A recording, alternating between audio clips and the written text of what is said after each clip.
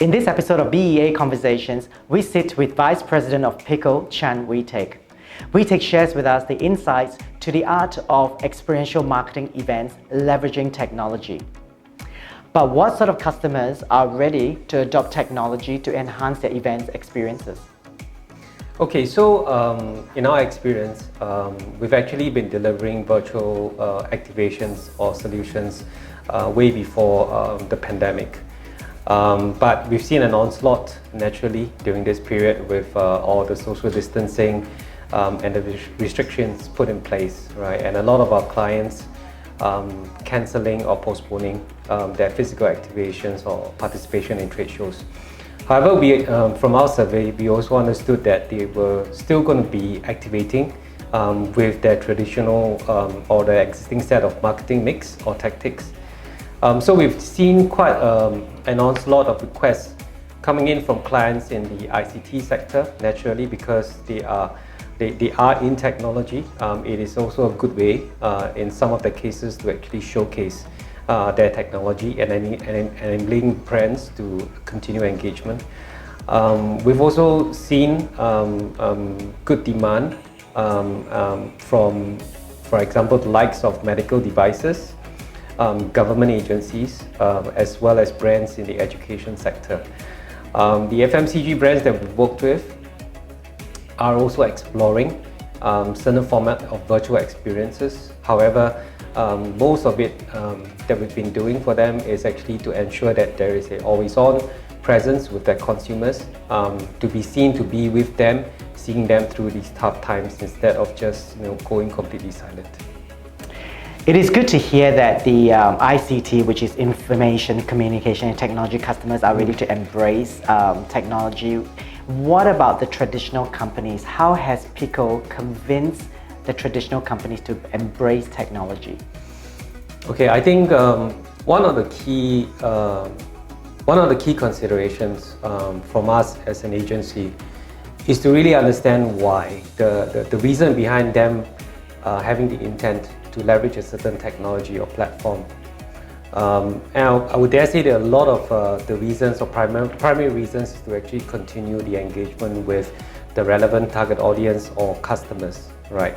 And sometimes, really honestly, we want to be on their side in a sense, to think like the client and advise accordingly, and not just be selling our offering, right? So it's really about understanding the whys before we actually put forth the what's and the hows, right? I think it's also exceptionally important that as part of our offering, our virtual offering, we're able to help them understand what they're going to get out of a virtual experience. And that is really helping them to understand how we're capturing, right, how consumers or attendees are behaving on any virtual platform, and what that data actually means to them with regards to understanding the audience a little bit better, and then be able to actually engage them more efficiently after and beyond that virtual experience. There are so many platforms out there and the cost of investment is so broad. So how do customers choose the right platform and digital solutions for them? I think, as I mentioned just now, we need to go back to the why, all right? In terms of why this engagement came about. And then the next consideration will be honestly the target audience, right? How the target audience is susceptible or familiar with technology, and how they're kind of using it in their daily lives, right? And then a third would be to kind of consider customization, the degree of customization required. So if it's a straightforward webinar, targeted at a smallish audience, then there are solutions out there readily available, right? The likes of your Zoom, Teams, right? WebEx, right? That's already existing. But let's say if you need to go into greater customization where you're looking to create a virtual environment that is immersive, that is branded correctly, that is engaging, then the level of customization will be greater, right? And another thing to consider would be also the level of security, right, that's required. The server providers today, most of them would have a basic level of security, but very often some of our clients will require higher level of securities that needs to be built in, and that comes with accordingly several other technological tests that we might need to perform, right? So these are a few key considerations, all right, when selecting the right platform, for us, we're very much involved in helping our clients pick the right solution for the experience. What are the 4 areas of investments to look out for when adopting technology? We very often inform and advise clients and brands that you can't just create a space and expect it to naturally draw attention or have people come. So one important aspect of a virtual experience would be the pre as well as the post, right? And in terms of the awareness drive that we need to effect to draw attention and participation to that virtual event, and then post-event to be able to leverage that data and the analytics to effect remarketing or retargeting, right? So that's one. The second component would actually be, aside from the pre and during, it would be the content.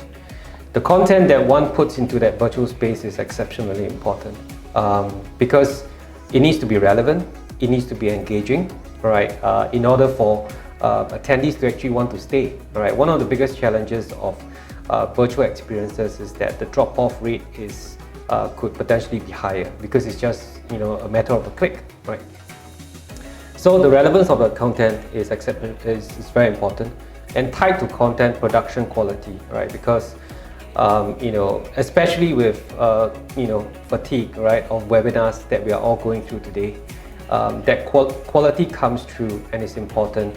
And production quality with regards to, say, for example, the employment of professional cameras, proper lighting, sound, or for the matter in terms of a virtual set, right, would help it be more engaging and to encourage people to actually watch instead of watching passively, to actually participate, right?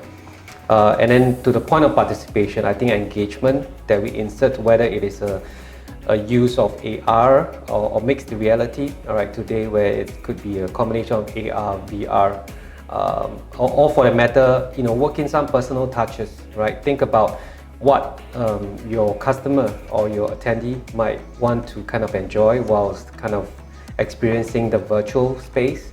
I think these are a few key considerations or other areas of investments other than the virtual event space. Yeah. Wee Teck, we know that event operation excellence is very important. Somehow, not many of us in the industry focus enough on event experience strategies. Mm-hmm. Why is that important? My point of view is that, first of all, clients is an unspoken truth that clients expect us to deliver. So, and in a way that's become like the norm, right? That is very important. However, I think we need to kind of address the whys, right? Why clients are putting out or staging a particular experience, be it physical or digital.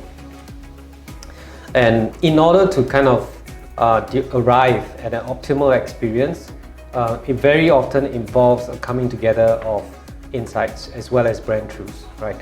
Brand truths, understanding what the client is trying to put forth, what they're trying to communicate, whether it's service or offering or product, and also a combination of insights, right? Insights in terms of competitive, consumer, or for the matter around a certain behavior of consumers around the platform, and then finding that sweet spot, right, which then translates into very often the idea behind the experience, and that's very important because that would then ensure that the engagement is effective, and that's the key reason why we need to spend a little bit more time dwelling into the few key pieces of information that I mentioned in order for us to ensure that the delivery is efficient.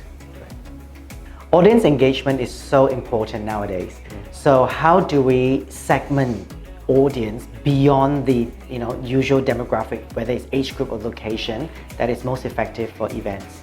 So there are many ways that we could segment target audience, whether it's a B2B or B2C scenario, depending on the outcome, right, of the engagement.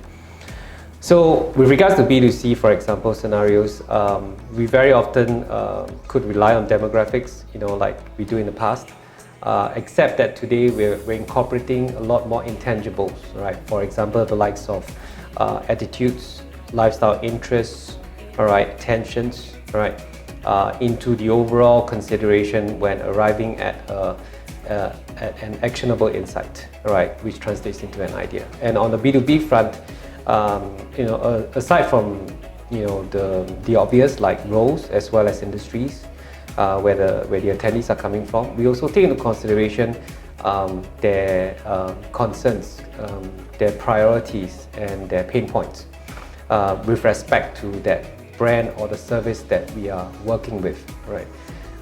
So all these kind of like comes together in helping us to create personas. And at the end of the day, it's not about any one particular data point that we're leveraging to segment, but rather we're creating personas which is multifaceted, so that when we create an experience or an engagement, we take into consideration not just the lifestyle or the professional interest, but also to go a little bit deeper into addressing the tensions, right, that are faced by the target audience that we are trying to reach out to. So explain the importance of content, context, and engagement to event ROI. I believe that context and content makes up the engagement, right? In any experience that we create, what we're trying to do or help brands do is to actually pick a response, all right? Get the attendees to actually carry out a particular action. And through that action, we're able to then gauge whether the experience, the content, and the format of engagement is effective, right? So from, say for example, participation in any particular breakouts, the content that they downloaded, the booths that they visit, and the kind of questions that they ask throughout that experience would then be very useful in helping brands and marketers retarget them and also to re-engage afterwards. Thank you, Wee Teck, for your insights. So there we have it, guys. When it comes to transforming face-to-face events onto a digital platform, it is not just about how much to pay for what platform. In fact, we need to pay attention and make time for considerations like the strategies behind the entire audience engagement journey, collecting the data points that is suitable for your brand for a better marketing experience. Thank you so much for joining us.